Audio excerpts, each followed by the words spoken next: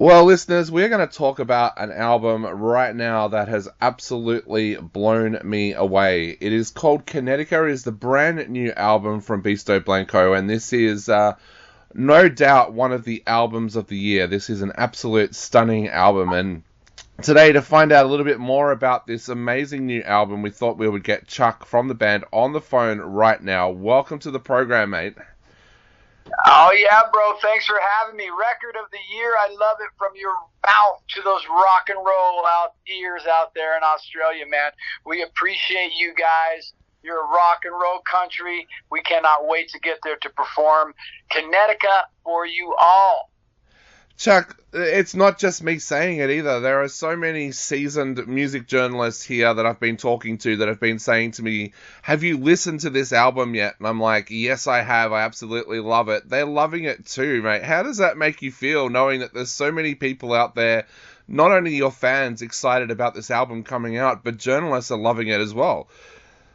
Oh, man, I can't even begin to express the appreciation and the love I have for the members in my band, Beasto Blanco, the amount of love and respect I have for my record label and for the incredible Chris Harms who produced this album. And I have to say, the biggest thing that shaped this record was us going in and saying, we want to change. We want to try something new. And we weren't just about taking baby steps. We took massive, giant leaps and open arms for change. And it has paid off. And obviously, you know, your love for this record and the love that we've received for it has been unbelievable. So thank you for that, man. Wow. That's incredible. No worries. So, mate, tell us a little bit about that. What were the new things that you wanted to try, and was it something that you were excited about, or was it kind of scary trying those new things? It wasn't. There was no fear. There was nothing scary about it. We knew we were going in for a change. We knew once Chris Harms got involved and I instantly started the songwriting process with him, man, ideas were just flowing. It was an easy process. The hardest part about making the record was figuring out which songs were going to make the record. When you're dealing with Beasto Blanco, there is zero apprehension. We go in with everything we got. Chris Harms understood exactly who and what Beasto Blanco was. His only thing he wanted to do was put his spin on it, which was exactly what we needed. Songs like Diamond in the Dirt, Kill Us Off with a Smile, Run for Your Life, those were some big, big things that Chris Harms had given us. And not only was he so excited about us performing them, but he was absolutely adamant that we were going to play these songs and we were going to make them work. And he nailed it. So talk us through that songwriting process. You said that the songs were flowing pretty easily. Tell us a little bit about that process. What kind of things were inspiring both you and Chris at that time, and what was that process like? Yeah, well, what we did, the process worked like Chris Harms and I had a couple FaceTime meetings. The thing I loved the most about Chris Harms, like I said earlier, was he knew and he had loved Beasto Blanco. I could tell he was a fan and he was a listener. He knew what we were all about. He instantly had a vision for us. So the first song we wrote together was Run for Your Life, which turned out to be our first single. When I heard what he had come up with, I knew we were on the right page.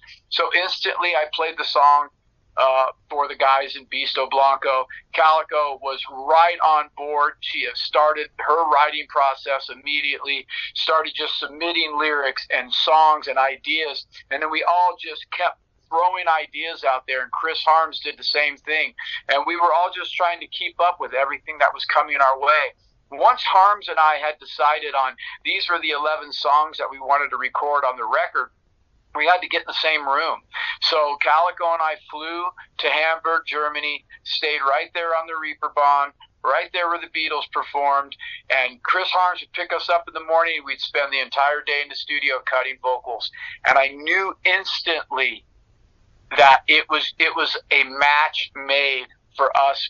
Chris was super easy to work with, but also very, very organized and his direction was spot on. The man never wavered.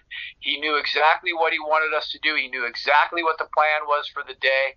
And what had also happened, which was truly just a creative force, was that in the room next to us were other producers and other songwriters. And this gentleman came up to us with a song called Skull Rider that he had written, and was a fan of Beasto, heard we were in the studio, and asked if it was something we'd be interested in. All he had was a title and what he thought was a verse and a chorus, and we absolutely loved it. We had him track the rest of the parts for us. We went home that night, wrote the lyrics, came in the next day and tracked the song. That's how that process was working. We were not overthinking anything. We were just doing. That's why we came up with the name Kinetica. It was just this force, this forward motion, and we were part of it. So for you personally, what was influencing your writing? Was it life itself? Was it the things going on in the world? What kind of things were influencing you personally? Yeah, I think absolutely it was life itself. It was in the moment. Like I told you before, I absolutely love my members in Beasto Blanco. I have such a strong connection with Calico. Our dynamic on stage and on the record, what we can do vocally, is just it's beautiful, it's raw, it's dangerous, and those were the things that were inspiring me. I think, knowing that when we were writing these songs and recording these songs in the studio, I instantly could see how they were going to interact on stage. And even before the mixes were done, Calico was coming to me with these visuals she had for videos, and we hadn't even had mixes done yet. So I could tell the record was really getting us. It was inspiring both of us. As you said, Chris put such a stamp on this album. Could you tell us a little bit about that relationship with Chris? Where did that start for you? Yeah, we were in Germany. We had played a couple of shows with this band that's pretty massive over in Germany, and a guy by the name of Eric Burton came out from Schubert Publishing to see Beasto Blanco. He instantly fell in love with us.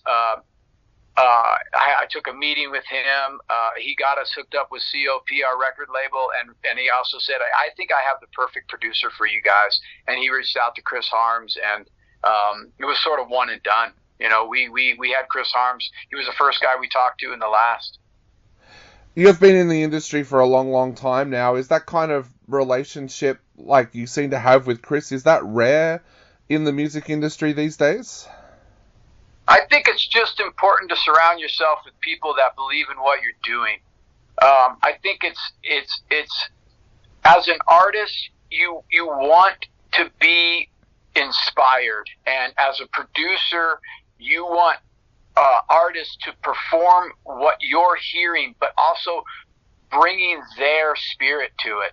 So for me, I don't know how common it is. It is for me. I've had the pleasure of working with Ronnie James Dio and Alice Cooper, and when I'm working with these guys, it was nothing but a positive, creative experience. Yep, definitely. Now, one of the things that really hit me with this album was there is a real rawness to this album. It feels so natural when you're listening to this album. There are so many tracks out there these days that are overproduced and things like that, but this is so raw. Could you talk us through the recording process a little bit and where you think that rawness might have come from? Beasto Blanco has a real rich history in that raw sound. It's who we are. It's what we've been made on. We forged this band by being on the road.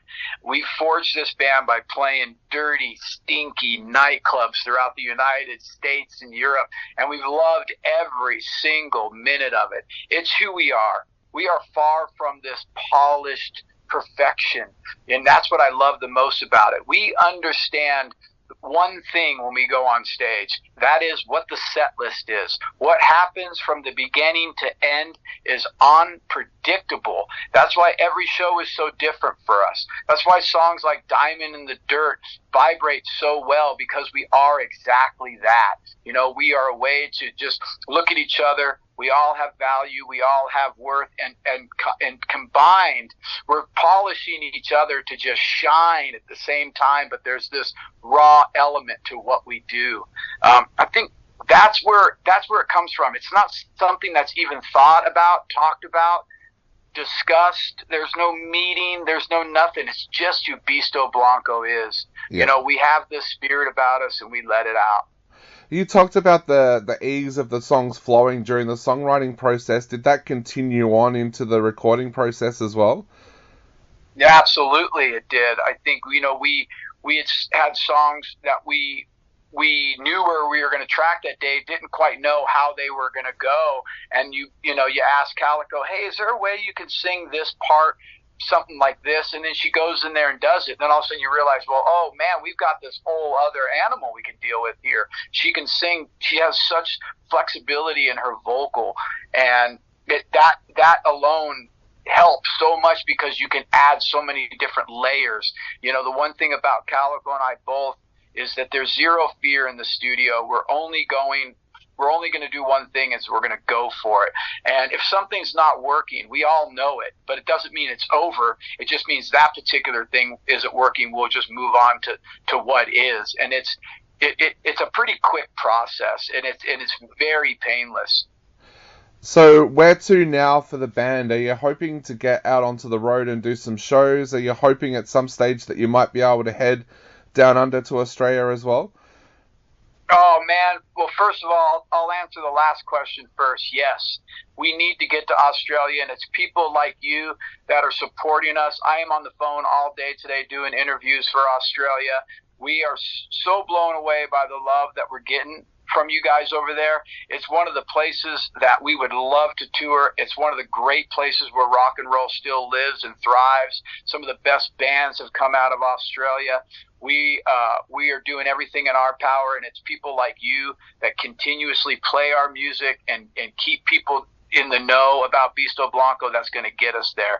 That is 100% our mission, is to get to Australia. We have just got back in July, and in the first week of August we were in Europe. We played a couple of shows throughout Germany. We ended our run at the Wacken Open Air Festival, which is over 100,000 kids there. We just had an incredible experience. It was one of our highlights of our career. We were very well received over there. We had just an amazing time. We were bummed to leave. We were hoping that there would be longer festivals for us to be part of, but we had to get back to the Alice Cooper tour. Now we start up in September we're going to be direct support for the one and only Lord of the Lost. We start September 20th in the United States, Cleveland, work our way all the way from Cleveland through Moline, Illinois, Minnesota, Denver, Phoenix to Los Angeles, San Francisco. I believe it's a 12-day tour. Then back to Europe with the Dead Daisies in November, and hopefully coming your way soon. Well, Chuck, we can't wait until you get here, but for now, we are going to play one of the singles off the album on our show right now. So to finish off, what would you like to say to people out there before they get the chance to sit down and take a listen to Kinetica? Do yourself a favor when you do. Just give yourself a little bit of time to listen to the album. If you can listen to the entire album, I think you will find yourself wisp away. You're going to go on this journey with us. It's important. This means a lot. We've worked really hard on this particular album. We have an extremely incredible back catalog. So thank you for your support. Thank you for your love of rock and roll. And we appreciate you and everything you're doing for us.